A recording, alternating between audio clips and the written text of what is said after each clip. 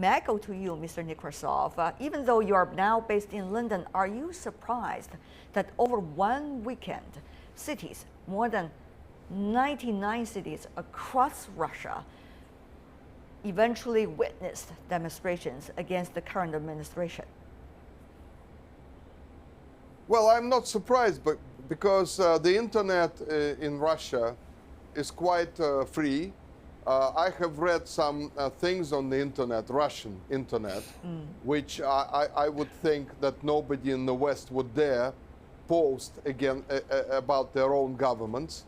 And this is why we see that these protests spread to so many cities. But I did also notice that they were not as big as we've seen that protests in Moscow 5 years ago.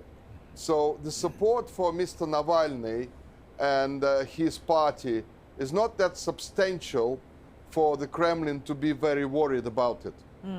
Let's go to Professor Fedyashin. Since you've been doing research about Russia, what do you make of the latest ups and downs?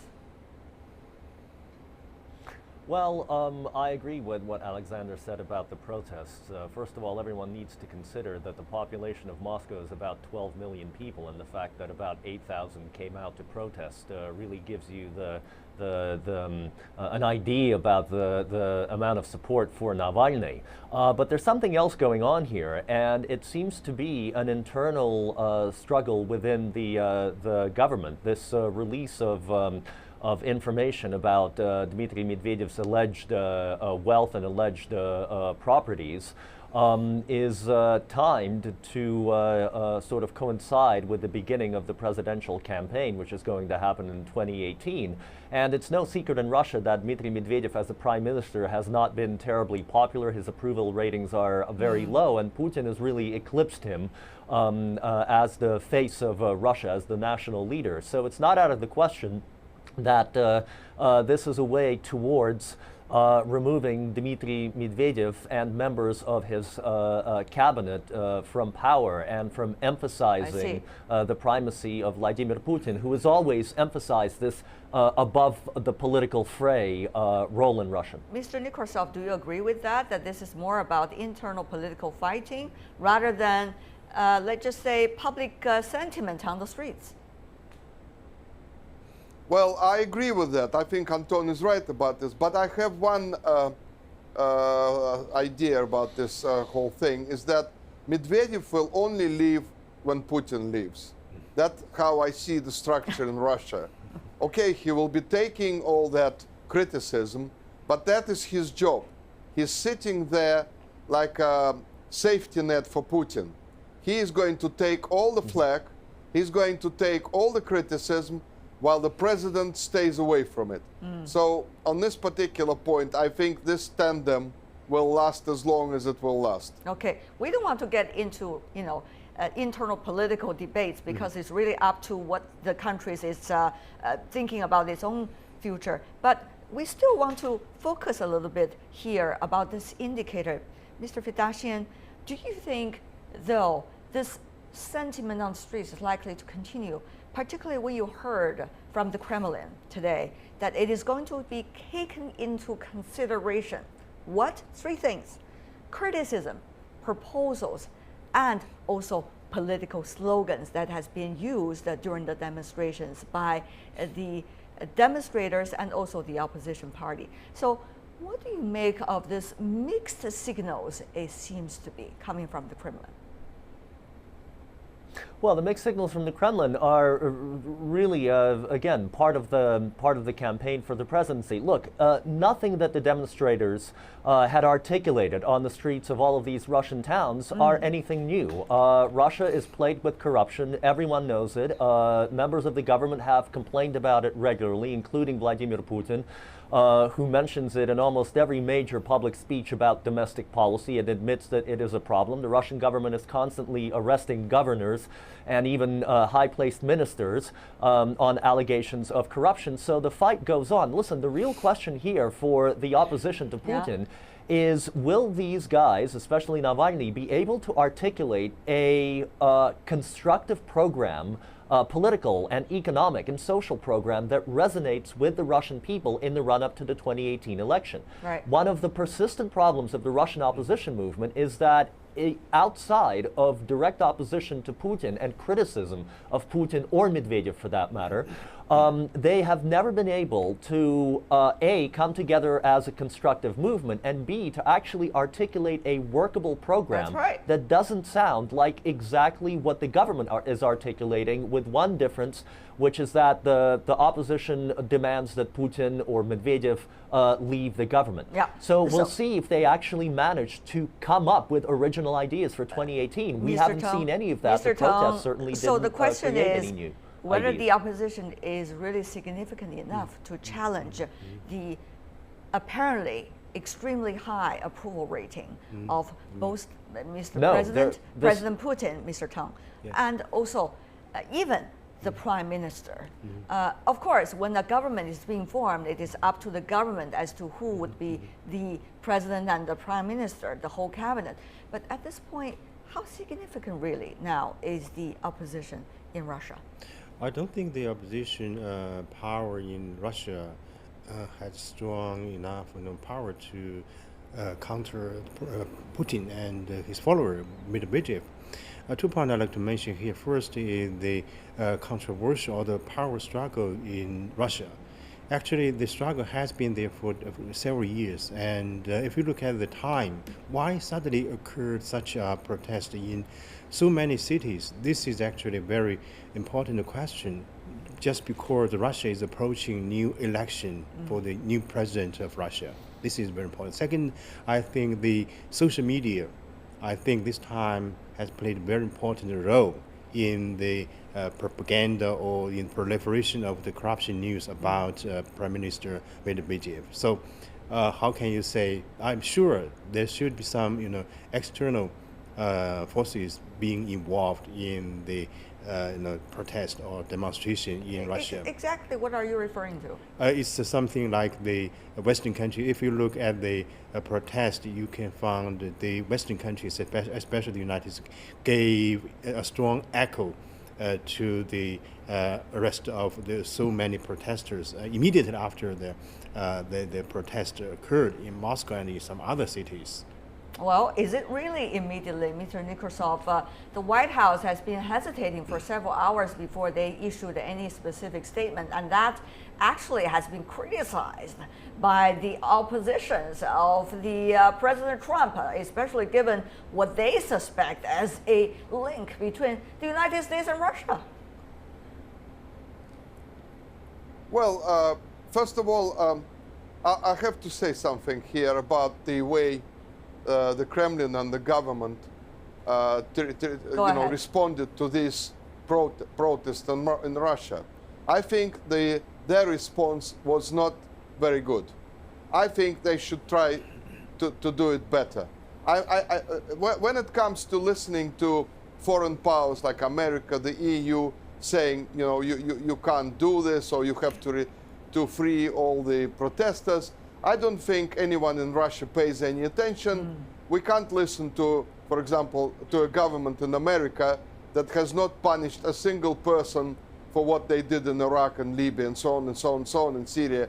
So that doesn't bother anyone. But I really don't understand why the PR machine of the Russian government and of the Kremlin doesn't really change much from the Soviet times. It is still this strange statements like, oh, they've been all bribed by the Americans or by this and that.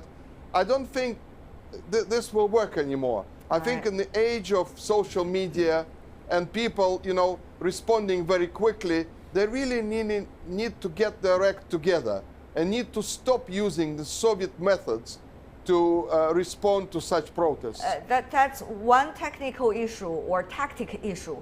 But the most fundamental issue is what is going on inside the country. If we listen to Russian opposition leader Alexei Navalny, who organized a wave of nationwide protests, he recently even indicated that people would continue protesting. Let's listen to what he had to say.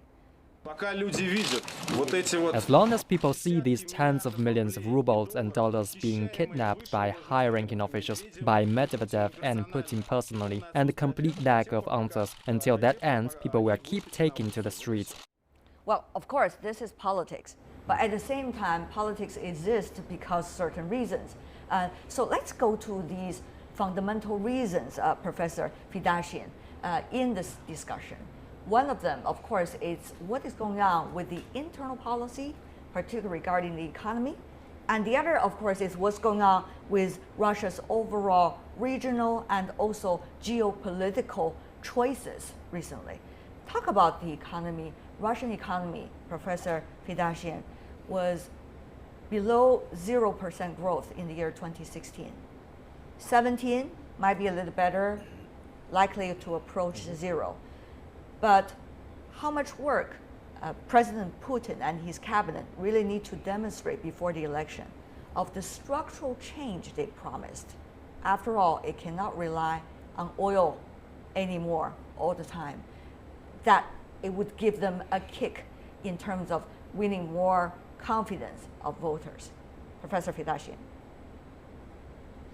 It certainly would. Listen, the Russian government has a long way to go to deal with its economic problems. The fact that Russia has steadied its decline and looks to begin to grow very slowly in 2017 is a huge achievement of its own when you consider the collapse in oil prices over the past 3 years and, of course, the sanctions. That's the macroeconomic level. The agricultural sector has done very well over the past 3 years compared to how it had been developing before because of the counter-sanctions on the imports of European goods. But that's the macroeconomic level. On the microeconomic level, the living standards in Russia have declined, and so has the purchasing power. Okay. And that, of course, is a huge problem. Macroeconomic stability, especially through the central bank, was achieved at the cost of people's savings and pensions and purchasing power. And this is the issue that will inspire a lot of discontent with the government. Well, but it is the economy, it is the lifestyle. The general geopolitical. I will talk about the general geopolitical a bit later. Let's have others also have a say. Let's have general political issues later. Let's others also have a say about the economy. Sure. Mr. Teng, we all know structural reform is not easily done by any government. Sure. The U.S. faces, China faces it, Japan faces it, Russia faces it. But the question, there's an election coming up. Yeah. So how much Mr. Putin and his cabinet really need to deliver? Can they really deliver? What does it take? Yeah, right. I think the reform in any country should be a top job for the politician leaders. Structural reforms. As in Russia, I paid a visit to the eastern part cities of Russia last year, and I repeatedly asked one question about how about the proposal or the plan given by President Putin on the structural reform. They all said, no, we don't care about it because we would like to maintain the slow, easy life in this region, and we don't care about any economic reform in that country. So I think at the political level, at the state level, Putin would like to carry out some economic reform and gave some even political reform in that country. But the public, they don't care about any reform in that country because they would like to take such an easy life as they enjoy. Easy life, yes indeed, but certainly good life. I don't think anyone want to have or rather sacrifice their opportunities to have a better life. Let's go to Mr. Nekrassov. How difficult it is at this point to continue with the structural reform, and also about the fact that Russia has been talking about Eurasian corridors, for example, as a way of developing its economy, of seeking a future away from what its current model is. Will some of these sparkles of ideas really work for Russia's economy in the near term? Well, I think first of all, there are very many difficulties for Russia in structural or other reforms because the world economy despite what the leaders of the, for example, European Union are saying, and America is in a very bad shape. That is the problem which is facing both Russia and China, is that the Western economies, although on the face of it we're given all these wonderful figures, in reality, and I live in Britain, where the economic situation is very tough, where the standards of living are going through the floor, where are millions of people living in poverty. We are talking about Britain, by the way. So, in this situation, it's very difficult for Russia and China, well, for Russia, we're talking about Russia, is to develop its economy when the demand, even for the mineral resources Russia is selling, is not that high. So the problem is to look inwards. I think Russia should look at China more closely. I think China throughout those years have been developing its economy with extraordinary results. And I think Russia should really stop thinking of itself as one of the European countries, because Europe is in trouble, economically in serious trouble. Okay, now when we talk about the economy, the reason it's important is because it is really the foundation of politics and local satisfaction among the public. There's another issue in Russia, which is geopolitics. It has been the story that after Crimea, after the Syrian crisis, President Putin's approval rating going sky high, 80%, been there always. But the question is, how sustainable, Mr. Nekrassov, very briefly from you, that this kind of geopolitical apparent gains of short term likely to help the government to continue with its own popularity among its own people? Mr. Nekrassov, briefly. Well, I think in Russia, Putin's popularity will continue to stay high for a while. I think you need to understand the psychology of the Russian people.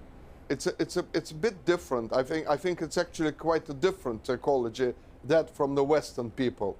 And I think Russian people adapt to the hardships, economic hardships, much better than the people, let's say, living in Europe, who start to panic the moment they see problems. So I don't see big problems for Putin getting re-elected again. And I don't see any big problems with this corruption drive, because let's face it, corruption is huge everywhere. The only two countries in the world where big politicians, big businessmen and bankers go to prison is Russia and China. In the West, they become multimillionaires. All right. Mr. Fedyashin, your counterpart, Mr. Nekrassov, is a very opinionated gentleman.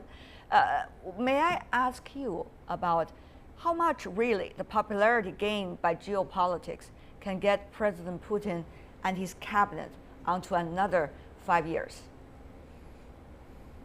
Listen, I'll have to agree with Alexander on this one. I think it's precisely the geopolitical issue and the fact that Putin's popularity is rooted in that will actually get him elected despite the problems with corruption and despite the problem with anemic economic growth in Russia. Look, as long as the sanctions are in place, Western sanctions on Russia, Putin's popularity ratings are guaranteed to stay high, and he is guaranteed a re-election. Let's remember that the point of the sanctions was to undermine the popularity of his regime. 3 years down the road, they have so far had the diametrically opposite result, and he's going to ride that wave back into the Kremlin. Mr. Teng, China and Russia has been partnerships, enjoying it for quite some time, particularly with the recent geopolitical change. Of course, right now, there's a lot of going on between Washington and Moscow in terms of who is behind what kinds of myths or different kinds of scenarios against one another.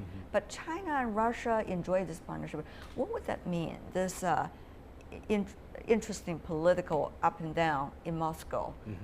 Does it have an impact at all about where the partnership is going? No, I don't think any significant impact on Sino-Russian relations in this regard, because the political relation or the foundation between the two countries have been so far so good.